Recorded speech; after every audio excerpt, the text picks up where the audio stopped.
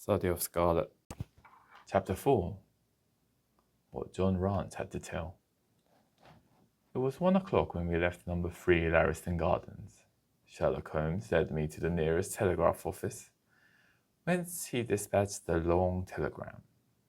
He then hailed a cab and ordered the driver to take us to the address given us by Lestrade.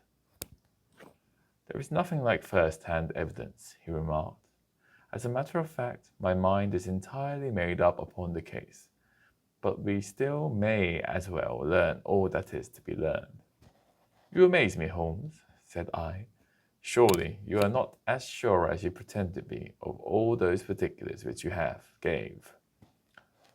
There's no room for a mistake, he answered. The very first thing which I observed on arriving there was that a cab had made 2 ruts with its wheels close to the curb. Now, up to last night, we have had no rain for a week, so that those wheels which left such a deep impression must have been there during the night. There were the marks of the horse's hoofs, too, the outline of one of which was far more clearly cut than that of the other 3, showing that was a new shoe, since the cab was there after the rain began, and was not there at any time during the morning. I have Gregson's word for that. It follows that it must have been there during the night, and, therefore, that it brought those 2 individuals to the house. That seems simple enough, said I, but how about the other man's height? Why, the height of a man, in 9 cases out of 10, can be told from the length of his stride. It is a simple calculation enough, though there is no use my boring you with figures. I had this fellow stride both on the clay outside and on the dust within. Then I had a way of checking my calculation. When a man writes on a wall, his instinct leads him to write about the level of his own eyes. Now, that writing was just over 6 feet from the ground. It was child's play. And his age? I asked. Well, if a man can stride 4.5 feet without the smallest effort, he can't be quite in the sere and yellow. That was the breadth of a puddle on the garden walk which he had evidently walked across. Patent leather boots had gone around, and square toes had hopped over. There was no mystery about it at all. I am simply applying to ordinary life a few of those precepts of observation and deduction which I advocated in that article. Is there anything else that puzzles you? The fingernails and the trichinopoly, I suggested. The writing on the wall was done with a man's forefinger dipped in blood. My glass allowed me to observe that the plaster was slightly scratched in doing it, which would not have been the case if the man's nail had been trimmed. I gathered up some scattered ash from the floor.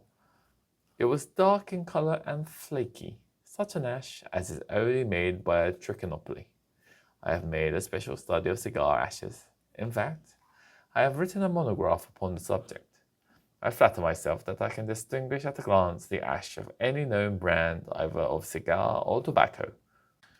It is just in such details that the skilled detective differs from the Gregson and Lestrade types. And the florid face? I asked. That was a more daring shot, though I have no doubt that I was right. You must not ask me that at the present state of the affair. I passed my hand over my brow. My head is in a whirl, I remarked. The more one thinks of it, the more mysterious it grows. How come these 2 men, if there were 2 men, into an empty house? What has become of the cabman who drove them? How could one man compel another to take poison? Where did the blood come from? What was the object of the murderer, since robbery had no part in it? How come the woman's ring there? Above all, why should the second man write up the German word "rushe" before decamping? I confess that I cannot see any possible way of reconciling all these facts. My companion smiled approvingly. You sum up the difficulties of the situation succinctly and well, he said. There is much that is still obscure, though I have quite made up my mind on the main facts. As to poor Lestrade's discovery, it was simply a blind intended to put the police upon a wrong track by suggesting socialism and secret societies. It was not done by a German. The A, if you noticed, was printed somewhat after the German fashion. Now, a real German invariably prints in the Latin characters, so that we may safely say that this was not written by one, but by a clumsy imitator who overdid his part. It was simply a ruse to divert inquiry into the wrong channel. I'm not going to tell you much more of the case, Doctor. You know a conjurer gets no credit when once he has explained his trick. And if I show you too much of my method of working, you will come to the conclusion that I am a very ordinary individual after all. I shall never do that, I answered. You have brought detection as near an exact science as it ever will be brought in this world. My companion flushed up with pleasure at my words, and the earnest way in which I uttered them. I had already observed that he was as sensitive to flattery on the score of his art as any girl could be of her beauty. I'll tell you one other thing, he said. Patent leathers and square toes came in the same cab, and they walked down the pathway together as friendly as possible, arm in arm. In all probability, when they got inside, they walked up and down the room, or rather, patent leathers stood still while scare toes walked up and down.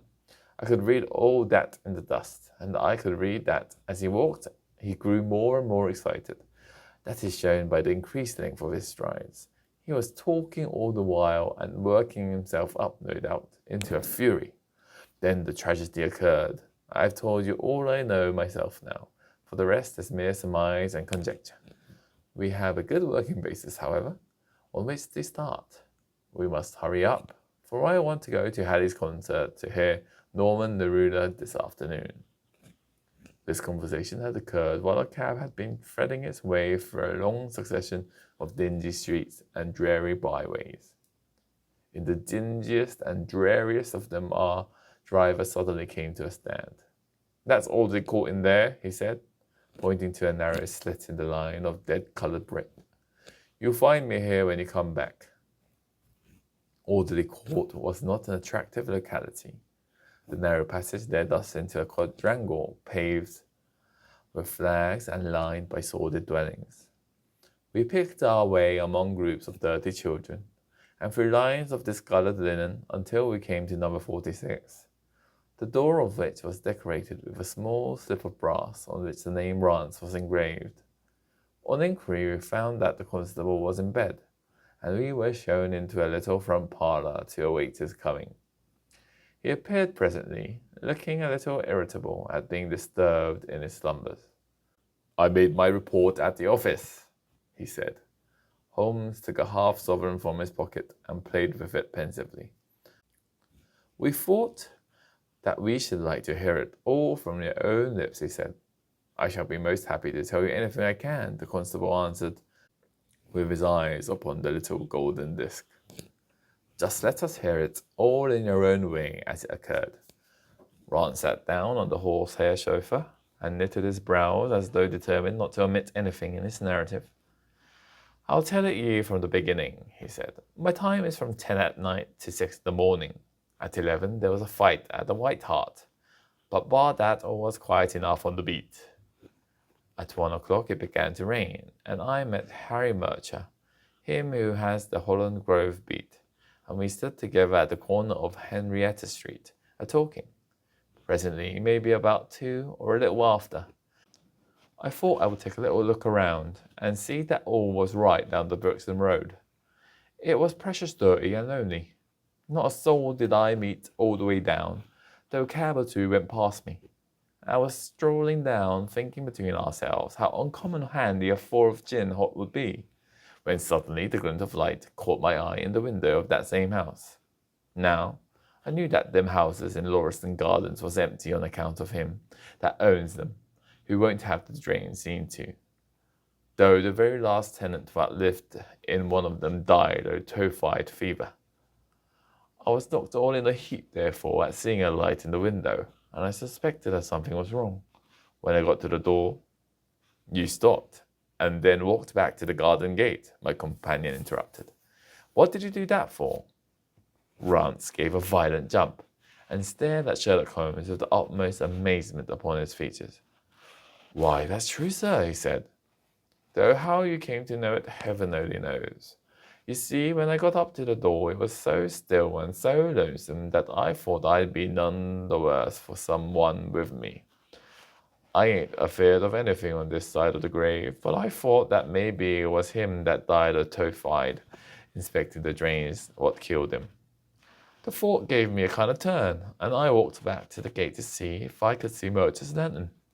But there was no sign of him, nor of anyone else. There was no one on the street, not a living soul, sir, not as much as a dog. Then I pulled myself together and went back and pushed the door open. All was quiet inside, so I went into the room where the light was a-burning. There was a kind flickering on the mantelpiece, a red wax one, and by its light I saw. Yes, I know all that you saw. You walked around the room several times, and you knelt down by the body.